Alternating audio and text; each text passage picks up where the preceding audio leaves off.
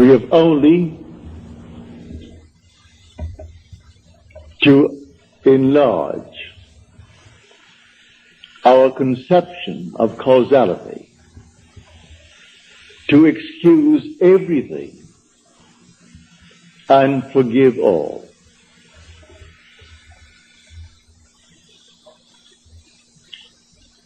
Now let me just state one little thought from Scripture first before we unfold it. As we are told in the 25th chapter of Genesis, in your limbs lie nations twain, rival races from their birth. One the mastery will gain, the younger or the elder reign. The first one is the sense man. I'm now looking at this room and all within it, and that is the sense man. My normal apprehension of corporeal objects, just like this room and the contents, I call sense perceived. That which is not present, and yet I perceive them, I call that imagination. That is destined to rule. That is the second man, the Lord from heaven. The first man is of the earth, a man of dust. The second is from heaven. So here we are in this world, and this is the world of this dual state within every child born of woman. And so we have the physical man, the man of dust, and then we have the spiritual man, the man of imagination. That is the immortal man. When I see this picture of the duality of man and how all things are created by this hidden man, I forgive everything in this world that the physical man does.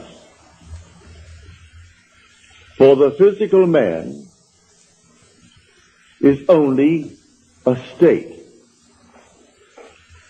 One being is playing all the parts. The part played by the thief is the same being playing the part of the judge who judges the thief. The part who is the murderer and the murdered, these are parts, but the being within is one. Now let me explain it first in the beginning with a simple story.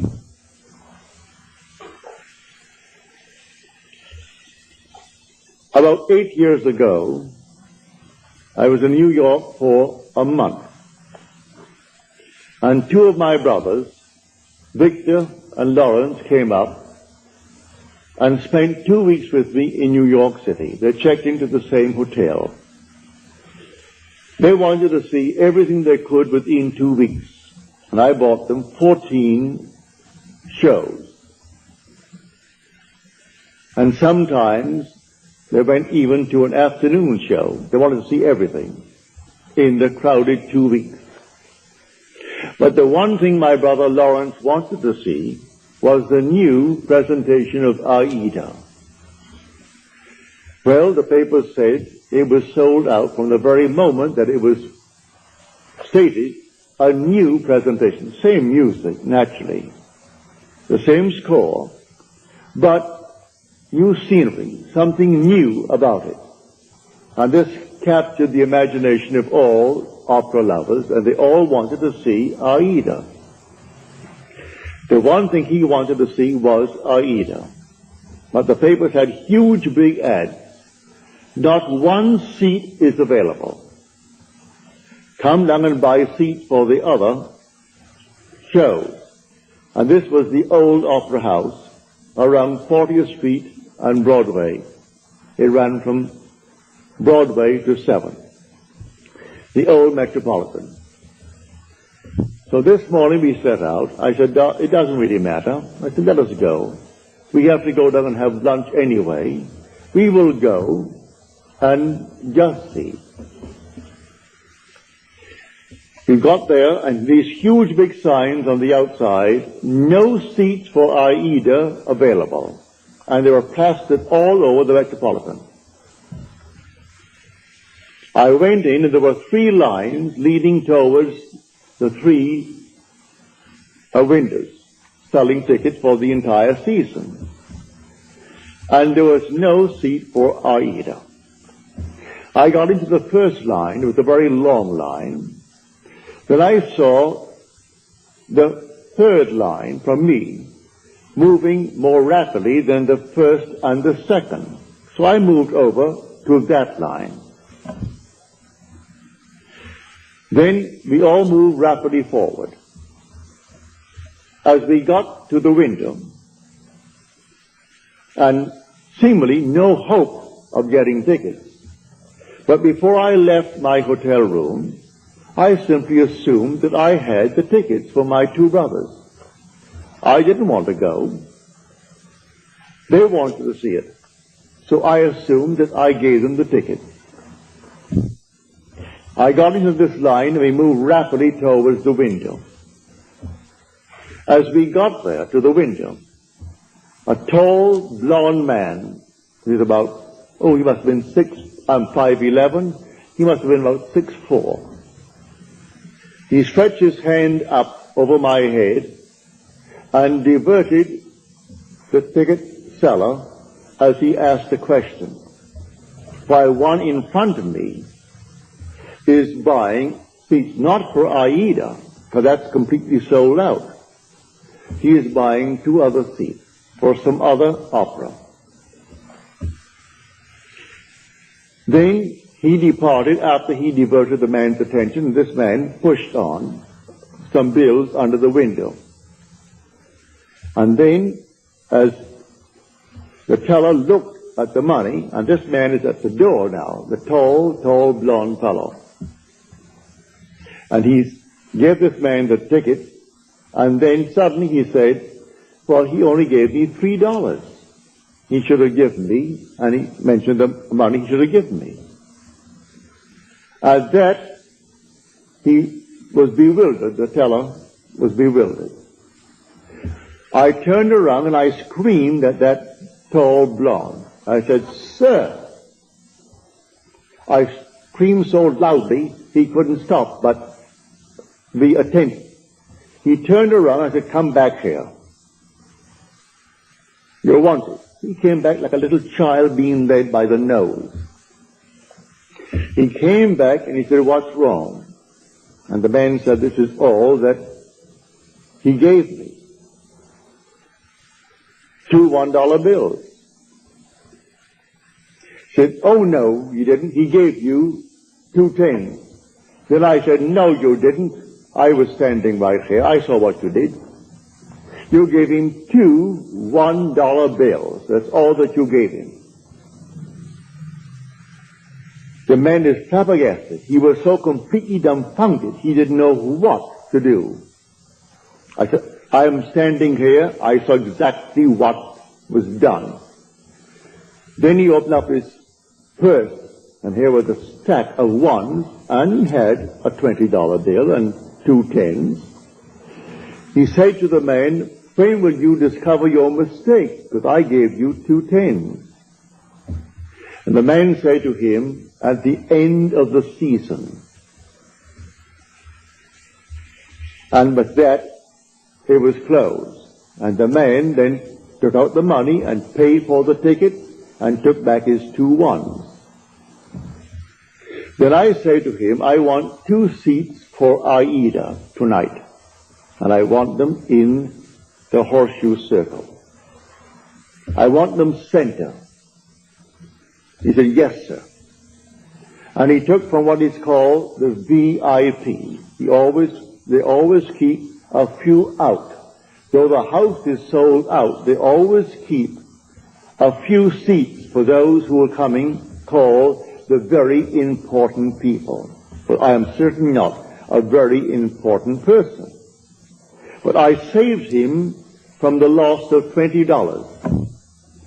And he quickly took the 2 seats out and said to me, $20. I gave him the $20, went back and gave the 2 seats to my brothers. Now, a state called a thief. These 2 men have chosen to be thieves in their world. They're con men. It's perfectly all right. God made everything for its purpose, even the wicked, for the time of trouble. Read that in the 16th chapter, the 4th verse of Proverbs. He made everything for its purpose, even the wicked, for the day of trouble. Well, the day of trouble may not be a war. I was troubled. How to get these tickets? That's a moment of trouble. And I simply assumed that I had them. And I simply played my part in my imagination before I left my hotel room, that my brothers are going to see this show this night of Aida, the new presentation of Aida. Then few who have already given themselves over to the state of a thief, they had to actually come right into the line. I took the first line, then I moved over to the 3rd line because I saw it moving more rapidly. So he comes over to the 3rd line and plays his part beautifully. If he had not done what he did, I would not have received those tickets because I am not a very important person. But the man looked me in the eyes and said, here is an honest man. As far as he is concerned, I am an honest man who saved him from losing $20. And so he quickly took out the 2 seats. I paid for them. Naturally, he didn't give them to me. I was willing to pay for my seats. But you couldn't buy them. All over the place, sold out, sold out, sold out, all over the Metropolitan Opera. You could paste it on the wall, and in a huge big ad in the paper, Aida is sold out. And I went that day and got those seats right in the circle, in center row for my 2 brothers, because one man played his part beautifully. He had given himself over to a con man. He finds it easier to make a living being a con man. There are those who are pickpockets. There are schools that teach people to be pickpockets. Do you know that? They come right out of the school and go into a profession. All right, that's their part. They play that part. Now you play your part beautifully, and one of them can be instrumental in getting you what you want in this world. So I wanted 2 seats for Aida. Were it not for a con man in that world, I would not have had those 2 seats. So he comes into the line where I was in the line. He comes forward, and just as I got to the ticket window, he puts his hand over my head to divert the man's attention. And the one in front of me, who is buying 2 seats, not for Aida because you can't get them. He is buying 2 seats for something else. And he puts out $2 bills instead of 2 10s. And then this man starts, and I turned around as though I was inspired.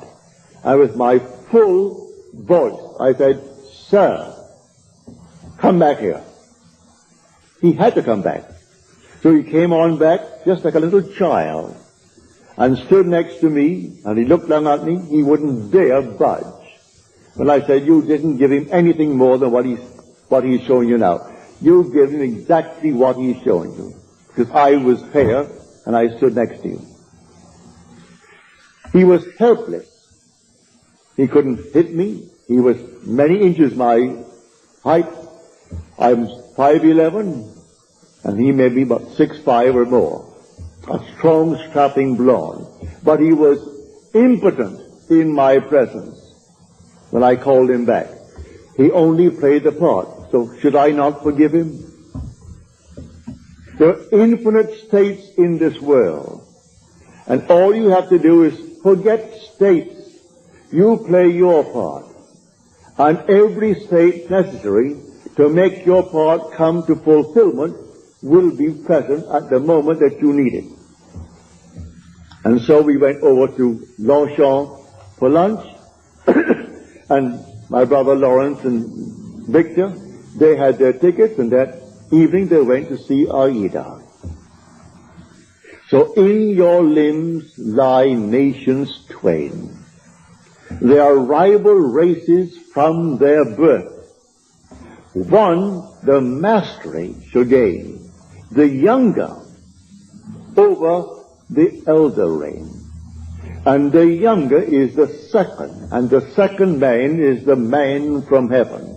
And that man is your own wonderful human imagination, who is God. And there is no other God. That is the Lord from heaven.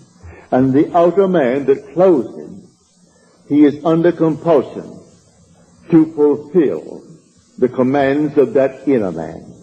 But everyone is falling into states, infinite states. To understand this world, you must think in terms of states. And so he has made everything for its purpose, even the wicked for the day of trouble. And so use everything, but you don't have to think of which one will do it. Forget who will play the part. I never saw that man before. Never saw his partner in the little crime before. That was their choice in life. There are those who have chosen to be pickpockets for the rest of their lives. So if they're caught in the act, all right, that's part of the game. They've chosen that part to play. There are those who have chosen their part to play, like Mr. Hoover, who just departed this world. He chose that part. And there are others who chose other parts.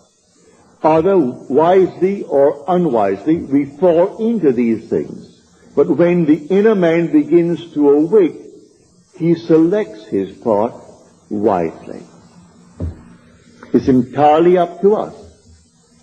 So I tell you, everything in this world that you want to be, you can be, if you know that there are only states.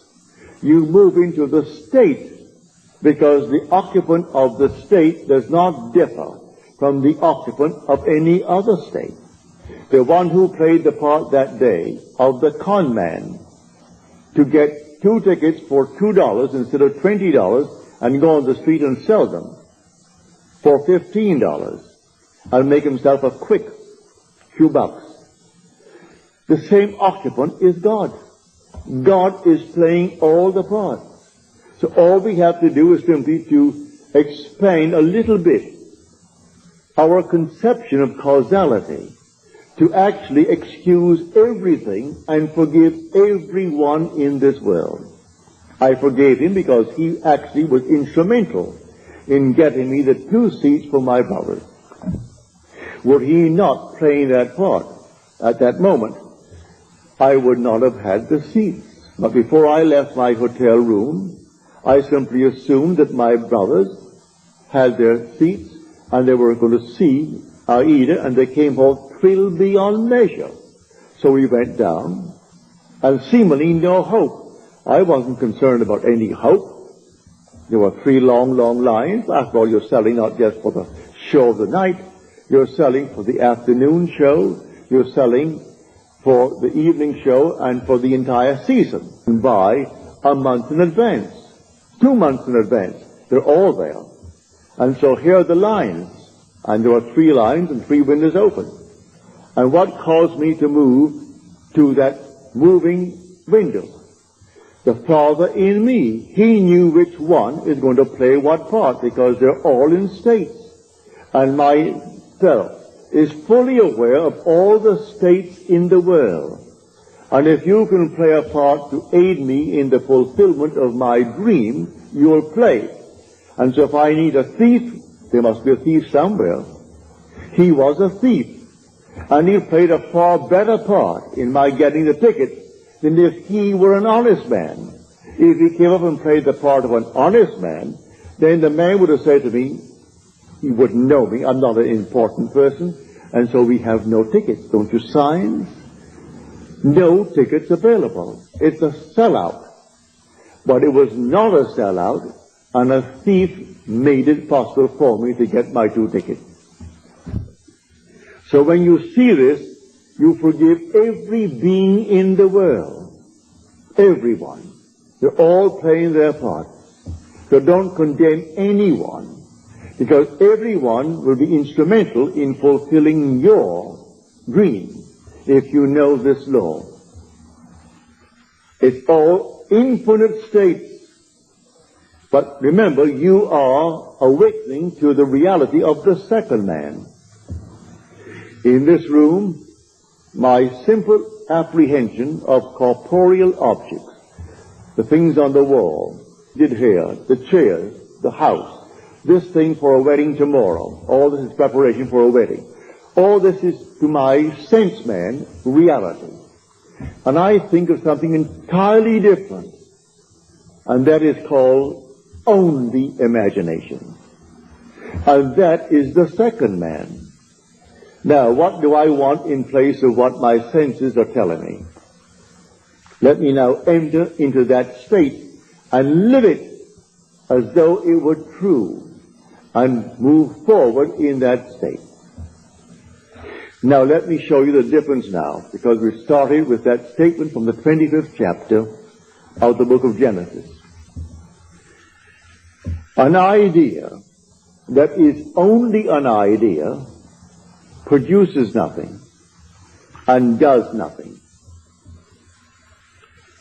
It must be felt, actually felt, so that it awakens within oneself certain sensations, certain motor actions in order to be effective.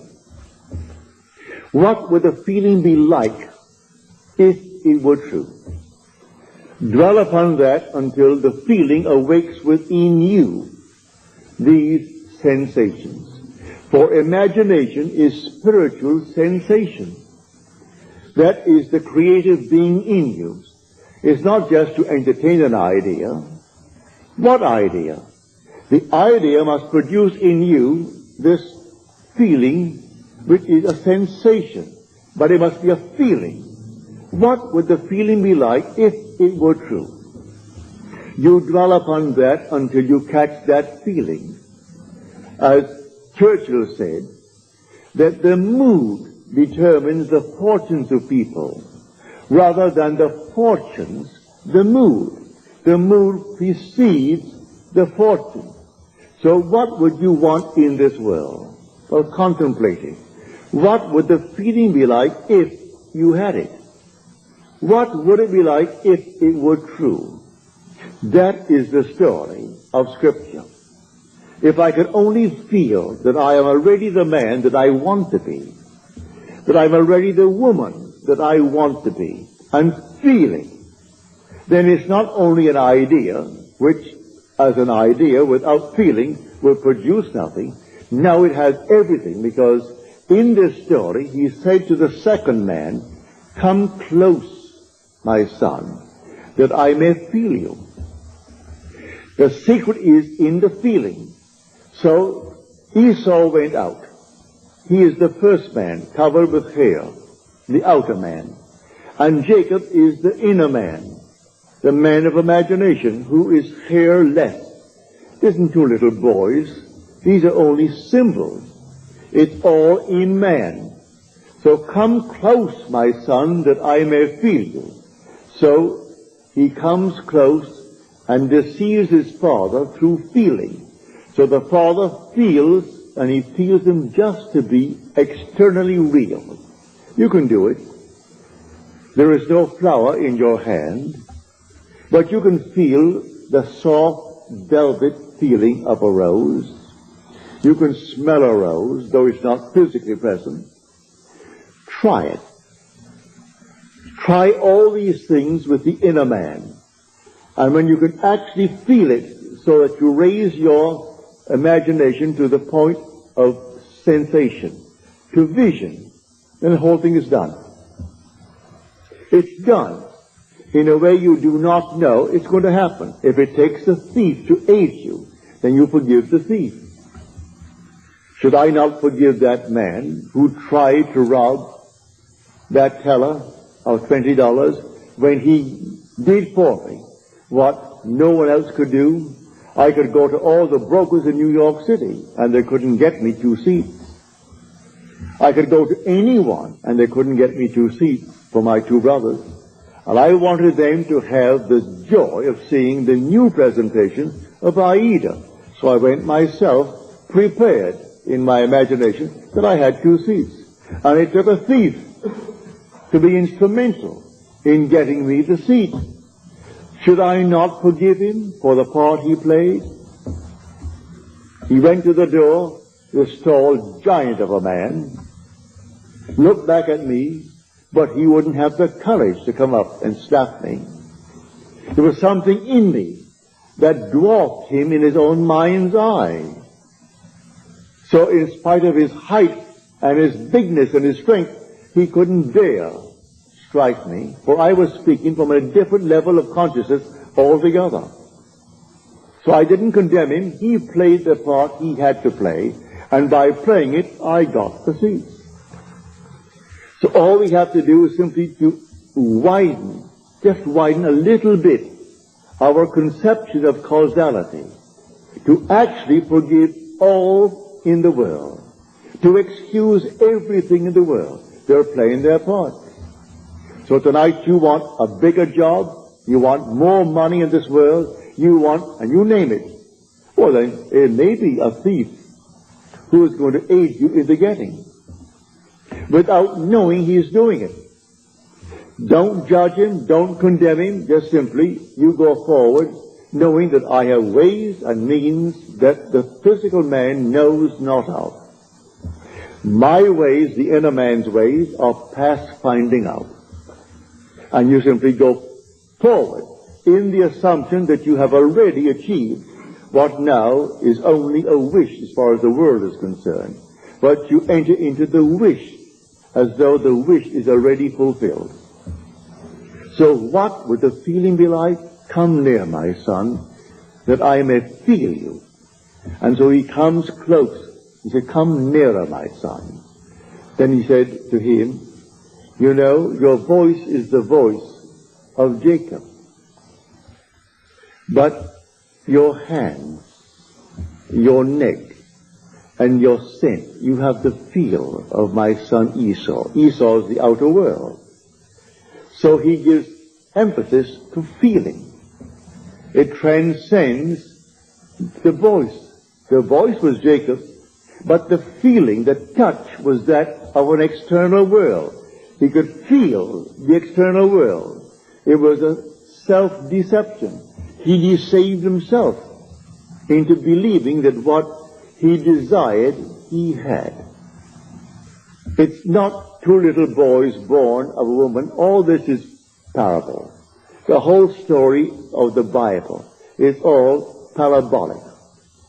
Telling stories that unless you have the depth to understand it, well, then you'll never really. But may I say, you will, eventually you will, and you certainly do understand it now. So tonight is a practical night. Do you know this night what you want? Really what you want? Well, if you do the same thing I did in getting the 2 seats. Do what I did when I was locked out completely from marrying the girl I wanted to marry.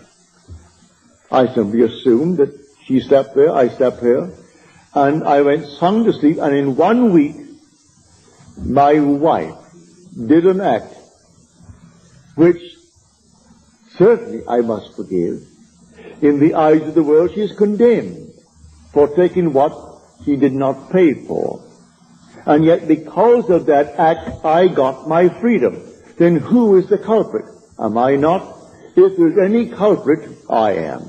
If there is any culprit in this world, it is God. There is nothing but God. God is doing all in this world. He created everything in this world. And so if in me he is the second man, and the second man is my imagination, and that is God. For man is all imagination, and God is man, and exists in us, and we in him. The eternal body of man is the imagination, and that is God himself. Well, if I in my imagination slept as though I am happily married to a girl that the laws of New York State said I could never get because of my entanglement with my first wife, and in 1 week she performed an act which was judged harshly by society, and yet she was the instrument of my getting my freedom to marry the girl who now is the mother of my daughter. So how can I blame her who performed that act? She was in a state, and who did it? I did it. I did it by simply assuming that I was free and happily married to a girl that the state of New York said I could never marry because of the ancient laws that restricted my desire to get freedom in that state. So you forgive everyone in this world. They're all playing their parts. So in my own case, I have seen thieves. I have seen all kinds of people play their parts. They were instruments in the fulfillment of my desire. So how can I ever condemn all? So the last cry on the cross, Father, forgive them. They know not what they do. Forgive them. The whole vast world is playing until he awakes in that body. He is playing the part, and he plays it automatically, unwittingly. For one who is awake, who knows exactly what he's doing. And so they all play their parts. For God in everyone is the same God. There aren't two gods. There's only one God. And that God is your own wonderful human imagination. When you say, I am, that's God. So tonight you just simply boldly declare that you are the man. You are the woman that you want to be. And walk in that assumption as though it were true. And then let all these sleeping states play their part. May I tell you, in spite of what they appear to be, they are sound asleep. They do not know. He thought he knew what he did. He came right into my line and played his part. I could have remained on the first line and waited and waited and waited, and no one would have played that part there. I moved over to the moving line, and here he comes. And so how could I ever condemn him? How could I ever in any way feel other than thankful? I would say to him, thank you, because you played the part you had to play like a play. So someone comes in on the play, the curtain goes up, and here comes the monster. And he plays it beautifully. And the audience hisses and condemns him. If there's any condemnation of the part, where is the author? Send for the author, for he wrote the part. And the author, if there's any praise, give it to the author. Any condemnation, give it to the author. I know I played a second part, on a play on Broadway. And if I didn't get a hiss when I came on, if they didn't hiss me, I felt I wasn't doing well. But I would say 99% of the time, as I came on and started to play my part, the audience hissed. Then I knew I was really on my toes. I was playing the part well. Because I was a cat in that part. And they couldn't restrain themselves, especially with the matinees, when they had children there. Lots of ladies and children, and they could not restrain their emotion, and they were hissing. Well, then I knew, Neville, you're getting over all right. So I was thrilled with their hissing, because I was playing only what was written for me to play. So, in this wonderful world of ours, we are infinite states. And everyone is in a state. But the one being in one state is the being in all states. There's only one player. God only acts and is in existing beings or men. He is in all the states, and his name in all states is I am. So someone chooses the part, and he wants to be, well, a thief. He finds it easier, he thinks, than getting up, going to work, and punching a clock, and punching it out. He feels it's better for him to live that life. All right, so he's chosen that part if he does it deliberately. Or he might have fallen into it through habit of others, and then it's unwittingly. All right, but he will also pay the price. That is the thing he has to consider. He'll pay the price because the part has a price with it. But in spite of that, he can be used in the fulfillment of your dream. Now, many of you have had, from your letters, dreams of death recently. May I tell you, it's a healthy, healthy sign. Dreams are egocentric. You cannot grow and not outgrow in this world. To outgrow is to die. You die to one state and you move into another state. So anyone dreaming of death, many of you have dreamt of my death numberless times. As Paul said, I die daily. Every day he grows. If he did not die every day, well, then he didn't grow that day. So death, when you see yourself buried, or you see yourself in a coffin, or you see these things in your dream, is only a beautiful symbol of your growth. You are growing, that's why you see yourself buried. Or you see yourself in a tomb. It's simply an expansion of consciousness. So you die to one state of consciousness as you enter a greater state of consciousness. So when people see themselves dying, or others say you're dead, it has nothing to do with a little physical body, because you don't die anyway. Not really, for nothing dies. It's always an expansion, an expansion, an expansion. So when you do see yourself being buried, give praise. You have died to your former beliefs. And these archaic concepts that you entertain, which only enslaved you, when now someone introduces you to a new idea, and you toy with the idea of accepting it, but you resist it for a while, then suddenly you see your body being entombed. It means it's gotten hold of you. These new ideas that will call you to an expansion of yourself. And so the old man dies that the new man may live. A seed must fall into the ground and die before it can be made alive. If it does not fall into the ground and die, then it cannot bring forth fruit. It simply remains what it was before. So if it dies, it bears much fruit. So don't be afraid of any vision of death. Death is the most glorious symbol in the mysteries of the expansion of consciousness. Man is expanding and expanding and expanding in this world. And one day, his wonderful imagination will awaken. And that is God. Then he sees the whole vast world as sleepers. All sleepers, and how can you condemn the sleeper? So he played his part. He played it beautifully.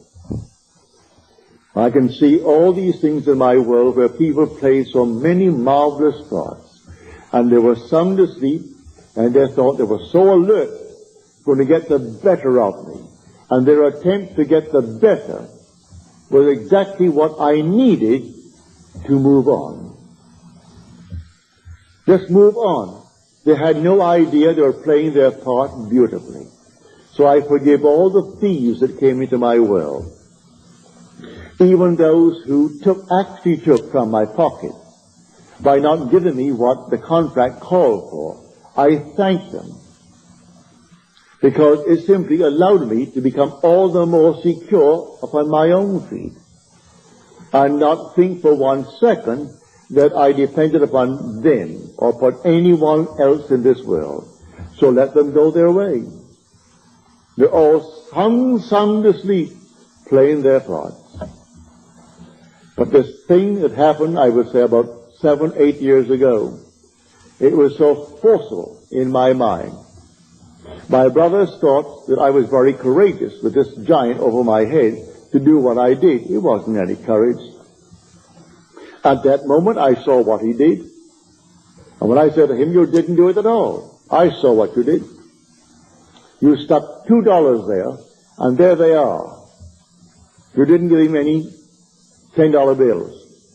He opened up his purse, and I saw all these ones, oodles of ones, and then a 20 and a couple of 10s at the side. And then he pulled out the 10s and gave them and took his 2 ones back. And then he went back to the door with the other partner of his and looked at me as though he could have killed me, but he didn't have the guts to hit me. He couldn't. If I were that big, he could not have struck me, because I was speaking on an entirely different level. And on that level, when I knew I was going to get my seats, that's all that concerned me, here comes the 2 seats. And the man said, yes, sir. He treated me as though I stood before him as the president. And he thought, now here was an honest man who saved me $20. I'm only playing the part. I only wanted 2 seats that night, because that's all that my brothers could give, because I had all these seats bought for them. All the shows on Broadway at the time within 2 weeks, and they went night after night, and matinees and everything else. Got it right up to their heads in shows. So I'm telling you, if you know of this dual being within you, in your limbs lie nations twain, rival races from their birth. One the mastery will gain, the younger over the elder reign. Now see that younger one actually reigns, and the younger one is your imagination. The older one is your sense man. The facts, these are the facts of life. What is my bank account? And I owe more than the bank account has in it now? Well, now that is Esau's judgment. Now, Jacob puts in 50 times what is there now. In my mind's eye, I have deposited 50 times more than is there. How it's going to happen, I don't know.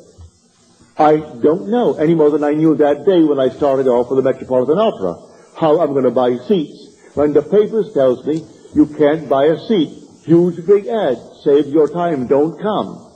All other seats are available, but not for Aida.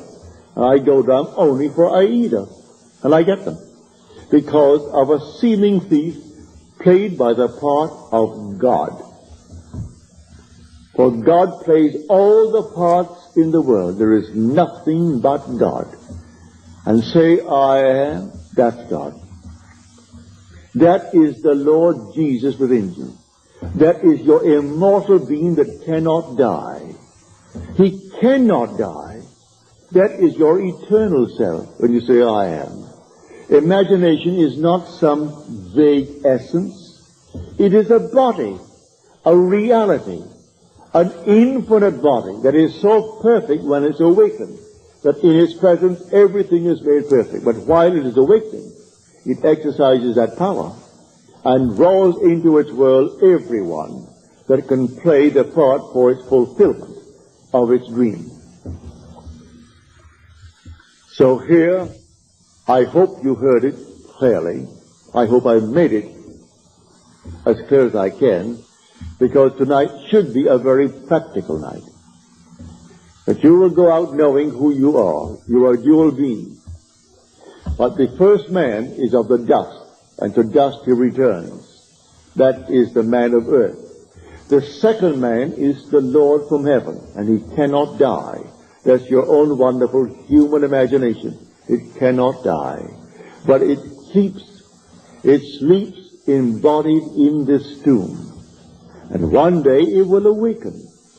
As I've told you in the past, the symbolism of Scripture will surround you. It's perfect. It is true. Everything told you in Scripture as to his birth, you are going to experience. And then your imagination awakens. And you trust no one but it. Only this being within you do you really worship. Let them give all the medals and all the honors to this, that, and the other, to the little earthly man. It doesn't interest you.